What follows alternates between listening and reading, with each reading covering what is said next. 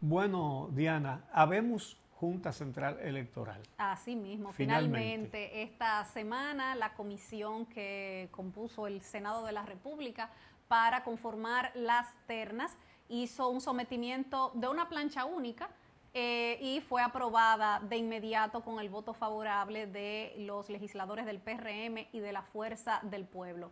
Hubo pataleo por parte del PLD en esa sesión, se opusieron algunos de los titulares que fueron escogidos, por ejemplo, Román Jaques, que será ahora el presidente de la Junta Central Electoral. Ya eso ellos lo habían dicho desde antes. Sí. Expresaron también inconformidad por la selección de Patricia Lorenzo, que es una experta en informática y analítica, porque ella había publicado unos tweets en los que protestaba en la Plaza de la Bandera, en los que llamaba a protestar en la Plaza de la Bandera, como hicimos miles de dominicanos. Como hizo todo Sí. aquel que se interesa en mejorar Claro. la sociedad dominicana. Pero el La PLD gente que está- entiende la- que la- todo el que protestó ahí es un opositor de ellos. La gente que estaba reclamando justicia independiente. Sí, claro, no, y que estaba protestando por unas elecciones suspendidas, por unas elecciones fallidas, para que se preservara el derecho al voto de los dominicanos y la democracia. Exactamente. O sea, ese fue el sentido de las protestas en la Plaza de la Bandera. Pero bueno, quedó conformada con Román Jaques como presidente, Patricia Lorenzo como miembro titular, Dolores Fernández, que había sido la directora del Registro Pero Civil. tú sabes durante cuánto tiempo. Como directora más de 10 años, pero trabajando en el registro civil, creo que tiene más de 20. Y eso es muy importante porque la Junta no solamente organiza elecciones, sino que lleva la cédula, Claro. Esa las es la- actas de nacimiento. Esa es la función más importante de el la registro Junta. civil, claro. Los actos del registro civil. También por Vallejo Santelices, quien había pertenecido a la Junta Rafael Armando Vallejo de Santelices. Estrella Sadalá. Exacto, y que fue propuesto por diferentes entidades de Santiago. Y también Samir Chamiiza, quien hace varios años fue coordinador general de Participación Ciudadana. Esta conformación, estos 5 miembros titulares y sus suplentes también, ninguno ha pertenecido a uno de los partidos políticos en nuestro país. O sea que en ese sentido se cumplió con la promesa de nombrar personas independientes. Pero creo que también debe haber una valoración positiva hacia el hecho de que trataron de escoger personas con sobrada experiencia en las áreas necesarias dentro Sí, de la Junta. sí, sí. Antes no había una persona experta en informática en los miembros de la Junta, y mira la falta que hizo en este proceso con el voto automatizado. Pero también esa experiencia de Dolores Fernández como directora del Registro Civil, que conoce eso desde dentro. La elección de Vallejo Santelices, que también fue parte de la Junta Central Electoral. Creo que de la que presidió. Estrella Sadalá. Exacto, de la- una junta Claro. sin manchas. Y en el caso de Román Jaques, una persona que ya todo el pueblo dominicano sabe que no se doblega ante la presión del poder. Exactamente. Una oposición muy pugnaz del PLD a Román Jaques, que es el nuevo presidente de la Junta Central Electoral. ¿Por qué la oposición del PLD? Miren, a Román Jaques lo puso el PLD como presidente del Tribunal Superior Electoral. Pero cuando le dieron órdenes, falle esto así o asado, no lo permitió. No se ablandó. ¿Qué pasó con eso? Si se revisan las decisiones del Tribunal Superior Electoral, van a encontrar muchas decisiones contra cada uno de los partidos y a favor de cada uno de los partidos. Ellos hicieron un buen trabajo, tan bueno que fueron objeto de reconocimiento después de estas elecciones por Participación Ciudadana, por Finjus, por el empresariado, por sectores de la Iglesia Católica. Es decir, todo el mundo reconoció el trabajo del Tribunal Superior Electoral, que estuvo ajustado a la ley. Ahora, ¿qué pasó? En un momento le dieron una orden de que favoreciera a Miguel Vargas en una disputa dentro del PRD, como la favorecía el tribunal anterior, donde estaban Hernández Peguero, Marino Mendoza, etcétera, Giuliani, político que puso el PLD ahí. Ahora, él no lo hizo. Él y el tribunal, hay que decir, falló conforme al derecho y a los documentos y pruebas. Entonces, fue llamado al Palacio, donde Peralta le dio un boche, le dijo de todo y le dijo que tenía que cumplir las órdenes que se le estaban dando. Y ese hombre, yo no sé si es de Maco que tiene la sangre, tranquilo, porque él no se alteró ni nada, según lo que se ha dicho. Él escuchó su boche, escuchó sus órdenes, pero él no dijo sí, señor. Entonces él cogió y se fue y siguió haciendo las cosas como entendía que había que hacerlas. ¿Qué pasó entonces? El entonces presidente del Senado, Reinaldo Pared Pérez, lo amenazó públicamente, salió en toda la prensa y en toda la televisión y en toda la radio, con hacerle un juicio político para destituirlo. Y el hombre siguió haciendo su trabajo como si tal cosa.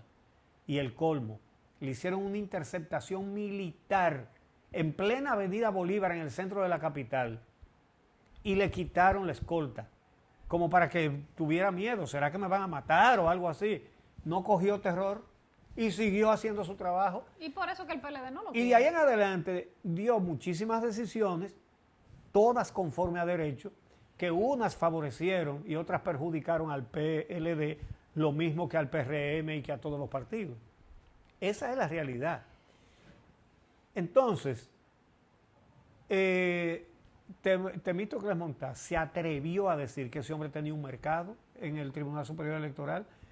Es decir, como que vendía sentencia. Pero si hubiera vendido sentencia, se le hubiera dado toda favorable al PLD, que es el más compra. Eso sí. El gobierno que más ha comprado de todo. ¿Y Compran gente, compran jueces, compran periodistas, compran de todo. Bueno, también hubo reacción esta semana de parte de Eddie Olivares, que aspiraba a presidir la Junta Central Electoral, sobre esta conformación, este pleno que quedó finalmente escogido, del cual él quedó fuera. Vamos a escuchar primero las palabras de Eddie Olivares antes de comentar. Atribuyó a la cultura personal del jefismo la alegada violación a la separación de poderes que aconteció ayer con la escogencia de un nuevo pleno para la Junta, de la que se excluyó su candidatura.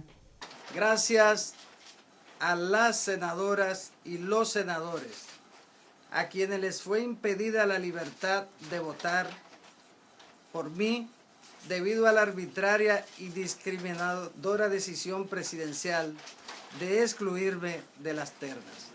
Lo que sí me preocupa es el grave daño que la infame intromisión, vista por todos, del Poder Ejecutivo en las funciones del Senado de la República le ha causado a la institucionalidad democrática.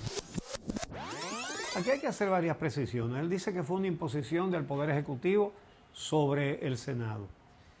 Él es miembro dirigente del PRM. Sí, pidió licencia como 3 semanas antes de la escogencia para que lo pudieran escoger. Exacto. Y vocero oficial de Hipólito Mejía, hasta que pidió también una licencia. Y él sabe que primero el presidente Abinader efectivamente prometió que iba a poner personas independientes en la Procuraduría General de la República, en la Junta Central Electoral y en la Cámara de Cuentas y en otros organismos. Dijo que el gobierno, él nunca ha dicho yo voy a hacer tal cosa, que el gobierno del PRM iba a hacer eso. Ahora bien, ¿fue Abinader el único que lo dijo? No.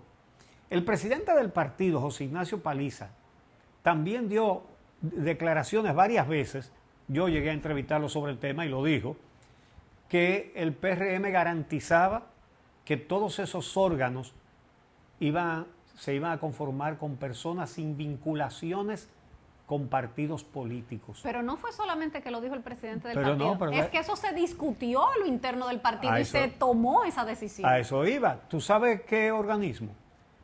El Comité Ejecutivo Nacional, el llamado CEN del PRM.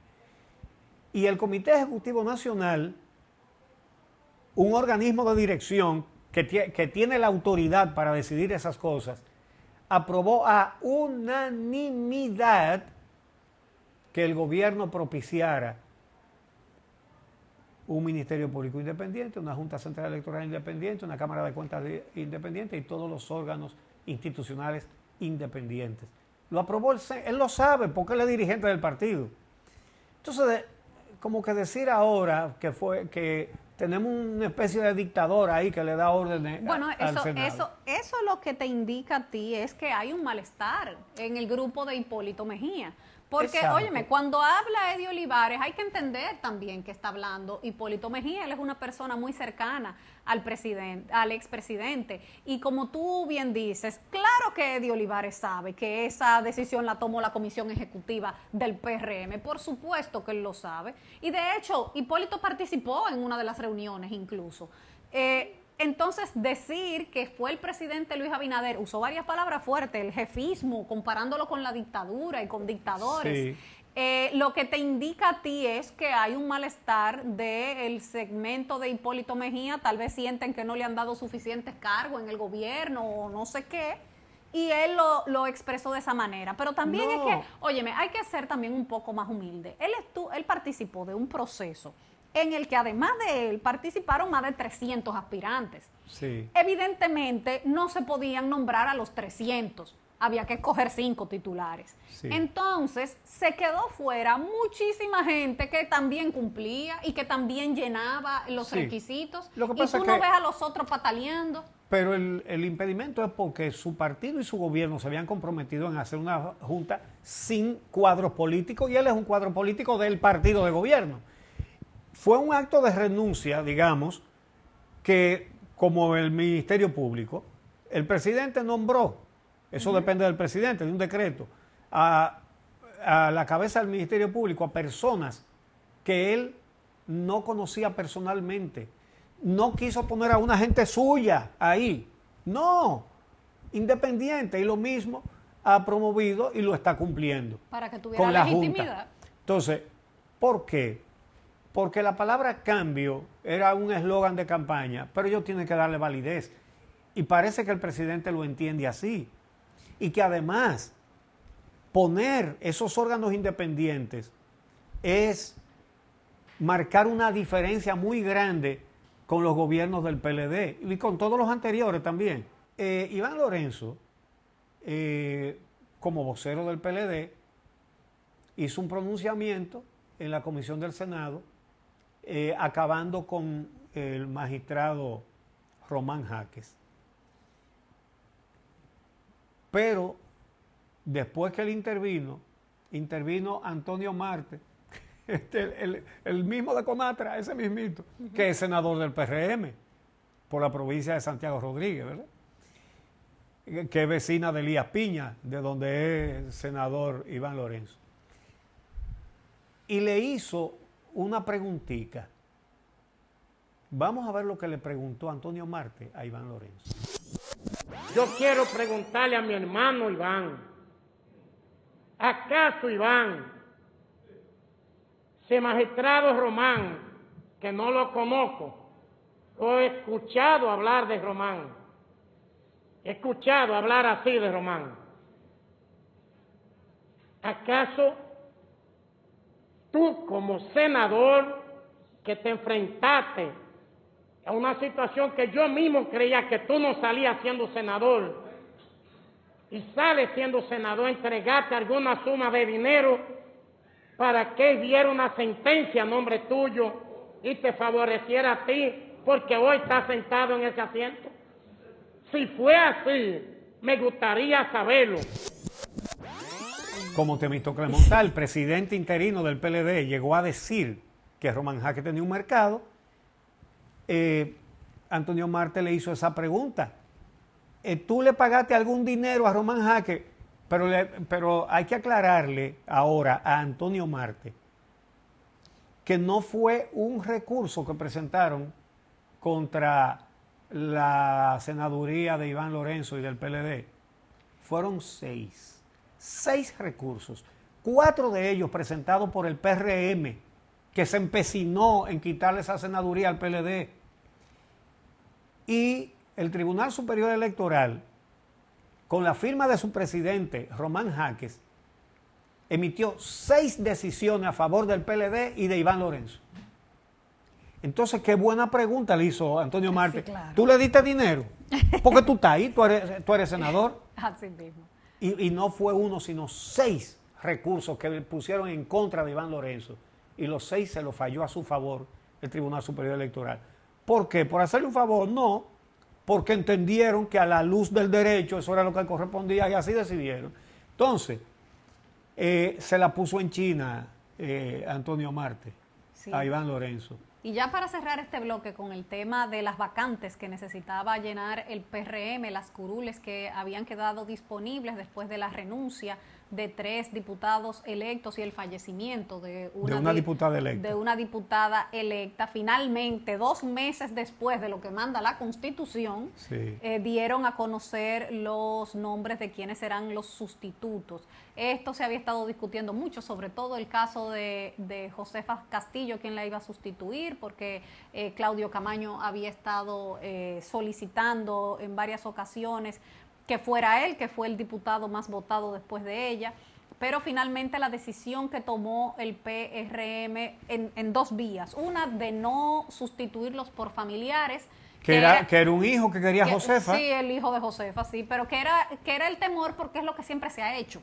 O sea, lo que siempre se ha hecho es poner al esposo o a la mamá o al hermano. Lo cual sí. es un insulto a la militancia Claro, de un partido. Por supuesto, como si fueran hereditarios los cargos. Decidieron no poner familiares de los renunciantes y de la fallecida, y además que se preservara el equilibrio de género, ya que eran 2 mujeres y 2 hombres. Sí. O sea, entre los 4 puestos vacantes, 2 eran de mujeres y 2 eran de hombres, y decidieron ocuparlos de la misma manera, por 2 mujeres y 2 Pero hombres. sustituyeron a 3, falta uno. Sí, la de la diputada fallecida. Sí, no, a esa la sustituyeron por un hombre, y entonces al hijo de Josefa por una mujer. Mantuvieron Ajá. el género así. Y falta uno.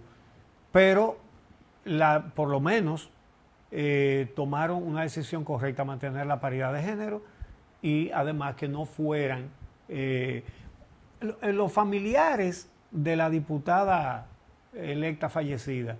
Protestaron porque entendían que le correspondía a ellos. Que eso no es así. Protestaron porque el que pusieron no estaba vinculado a la sustituida. Desgraciadamente, el virus se la llevó, debería ser diputada hoy día.